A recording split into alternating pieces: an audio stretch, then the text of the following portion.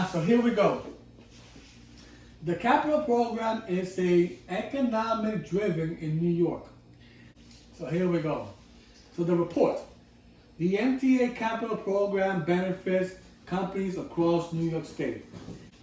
So since 2010, the MTA has contracted with more than 800 firms and thousands of subcontractors across New York State for the total value of $54 billion, folks, as we see here.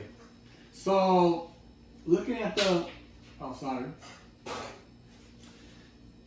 looking at this here in regards to the vendor of the NYS certified the minorities and women ownership. This is enterprise, annual service, disability, benefit, and all that. So we talked about that there.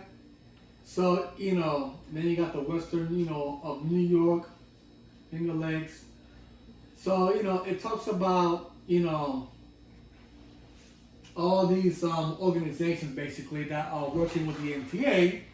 So you can definitely look through this, folks, here and not get too much detail about this. So this is all about the New York State itself. These are all the organizations that the MTA works with. So you can read this if you want. I'm not getting too much detail into this because I want to talk about more of the capital plan for the 2025 and 2029. So next slide. Here we go. So the MTA is building better, faster, and cheaper. I hope that's true. So in report, the MTA construction and development delivery project more significantly today, of course, because right now they want to replace every single old system.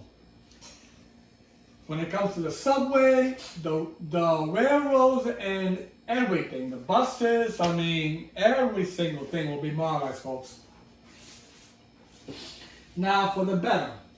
The MTA is delivering projects with better design and fewer service disruptions by doing more upfront planning, tailoring the project delivery strategy to the particular needs of the project, aggressively managing projects, especially through close oversight of construction contractors. All right. So now the case study in regards to the modern subway signal. So today the MTA is building more miles of modern, signal projects than any other transit agency in the world. Drawing from our experiences installing new signals on the L7 NEFMR lines over the last several years, which of course they already did because that was part of the 2020 and 2024 capital plan.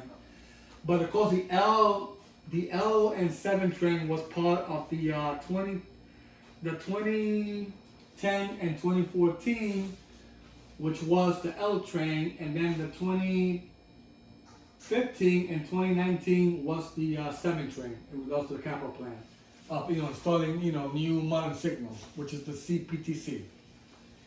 And of course the 2020 and 2024, that was basically the EF, M, and R, which is the Queens Boulevard, right? So now the MTA is constructing the project currently underway, which will be 82 miles on the ACE F and G line more efficiently than ever, thanks to more rigorous upfront planning as well as cutting-edge technology. We reduce the amount of equipment installed, saving both time and budget. Great. And of course, that's actually in regards to the part of the 2020-2025, which is going through the 2020, 2024, going through the 2025 and 2029 capital plan, right? So now the case study of the Park Avenue Viaduct rehabilitation, which will be that railroad, which is the Metro North. The 130-year-old Park Avenue Viaduct carries 750 Metro North trains a day to and from Grand Central. So the MTA is replacing the viaduct and the segment by segment by extending graduate systems to remove and replace the existing concrete and steel bridges deck with new fabricated bridge units weighing around 190,000 pounds each. The innovating approach along the MTA is to execute this huge project without service impact for customers and will save 20 months to schedule. Yep, so that's in regards to the viaduct in Park Avenue, which is the Metro North that goes there, from 125th, all the way to Grand Central, basically, right? That whole viaduct, folks, is gonna be replaced, which they're already working on now anyway. All right, next slide, folks. All right, for faster. All right, so the case study here in regards to stations accessibilities, which relates to wheelchairs, people who are disabled. Since 2020, the MTA has made 29 subway stations accessible, and another 37 ADT stations are in construction as of September of 2024, which is actually 2 months ago. The MTA has achieved this incredible pace of constructing by, bundling similar projects together into larger packages to get more done at the same time, which makes sense. It's like you're killing two birds with one stone, basically, folks. This has paid major dividends from the 2025 and the 2015 and 2019 MTA award, 15 contracts to construct 16 stations. Since 2020, we awarded 12 contracts to construct 52 stations. Another case study in regards to the Eastern Parkway line repairs. That's actually the Brooklyn side. The MTA accelerates repair work of the Eastern Parkway line, which carries the 2, 3, 4, and 5 service in the Brooklyn to take advantage of the service outrage already created for switch replacement work. This accelerates timeline, reduce the project duration to 33 months from 40. Now, in regards to cheaper price. So the case study at the 42nd shuttle, which is the good old shuttle train, right? The MTA transformed the 42nd shuttle into a fully accessible service on time and under budget. We redesigned the platforms, adding elevators and stairs, improving station circulation, and replacing escalators and stairways, wider platforms, providing more space for riders on all abilities to access the train, or either track or gaps were eliminated between platform edges and train to facilitate safer boarding. And I remember they used to be wider before. The stations also include new artwork and a free connection between these lines. The NRQW shuttle 1, 2, 3, and 7 lines are, and the B, D, F, and M lines, right? Now, the case study for the third track of the LRI, the LRI main line, which is Long Island Railroad, basically. So the expansion of the LRI main line from Frog Park to Hitchville added 10 miles of third track, eliminating 8 street level grade crossing, modernizing several rail bridges, replace and adding power substations, improving stations, and more. The MTA finishing the project on time and $100 million under budget. Now the case study of the L project. So the MTA rehabilitation of the L train tunnel after the Superstorm Sandy, which happened back in 2012. 3 months ahead of schedule, $100 million under budget, and will eliminate service disruption. So the project involves completing the rehabilitation of the tunnel, including track, lighting, cables, and upgrading pumping systems, as well as accessibility and circulation improvements and adjacent stations and additional substations to allow more service in the future, which is in regards to the L train crossing line, right? Which of course that's show a picture here of some rehabs that they'll be doing. All right, next slide, folks. So here we go with the proposed budget. So the allocation agency regarding to the proposed 2025-2029 capital plan, including that $65.4 billion in investment to be approved by the MTA Capital Program Review Board, as well as the additional $3 billion in investment by the MTA's Bridges and Tunnels too also. All right, so here we go in regards to the agency of how much it'll cost for each of them.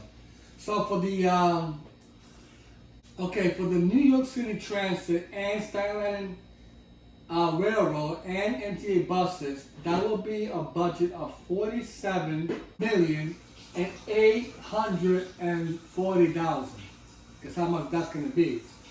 Now for the Long Island Railroad itself, the other one's Staten Railroad, that is Long Island Railroad, that will be $6,005,000 basically. Same goes with the Metro North Railroad too, also, which will be the same amount. And the now the interagency will be $300 million basically. Oh, it's million. I think no, actually no, sorry, that's $30,000. Sorry, that's $30,000. No, not million. Sorry, folks. Now the major projects and expansion, that would be five. You're talking about here $5,250,000 basically for that. So now for the total allegation project in regards to the CPRB approval, that'll be $65,400,000 basically. And now if you include the $3 million in regards to the bridges and tunnels, so now the budget of the total 2025 and 2020 capital plan will be $68,400,000 in total, adding all those projects there. All right, so here it is, the plan highlights. So the 2025 and 2029 capital plan includes several projects to expand and improve the MTA system, of course, including purchasing new railroads, modernized signals, building more elevators, and getting standard on the interborough express, which we mentioned that. But a major, emphasis of this plan is to keep the MTA at $1.5 trillion worth of physical assets in good working condition by investing in power substations, pump rooms, railroad maintenance shops, and other assets of assets our customer never seen. We can improve the service to provide them every day. Okay. So now here we go in regards to the purchase of the new rail cars, right? So the budget for this is going to be $10.9 billion, folks, in regards to this project. So basically, the new rail cars, which we do know, like I mentioned before, the R62, 62A, and the upcoming one, which will be the R68, 68A, and of course the railroads too. I believe it's the M3, the M5, because I know the M9 is actually the newer version in regards to the railroads. All right. Yep. So in the early 80s, the MTA ordered hundreds of subway and railroad cars to replace the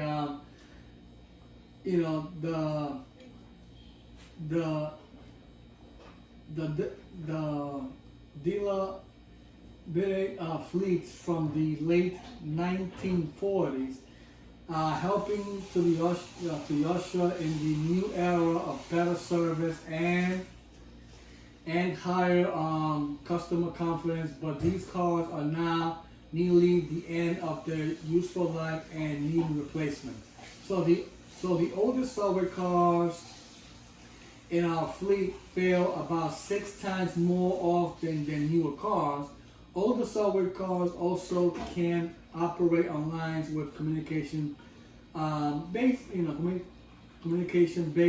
train control, which is the CPTC, the modern signal system that makes our system more reliable, safer, and potentially more frequent.